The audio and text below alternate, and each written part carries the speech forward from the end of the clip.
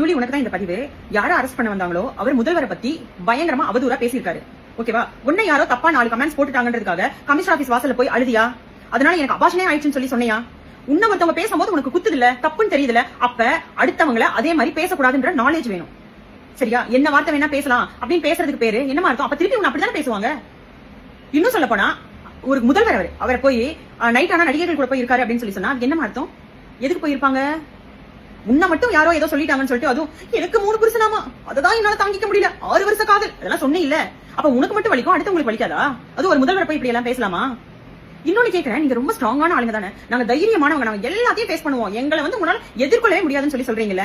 அப்படி இருந்திருந்தா அன்னைக்கு போலீஸ் கூப்பிட்டப்ப அழகா போலீஸ் ஸ்டேஷன் போயிருக்கணும், ஓடி ஒளிஞ்சிருக்க கூடாது. தைரியமானவங்க என்ன பண்ணுவாங்க? தான் மேல தப்பு இல்லைன்னா எந்த விஷயத்தையும் ஸ்ட்ரைட்டா ஃபார்வர்டா எதிர்கொள்வாங்க.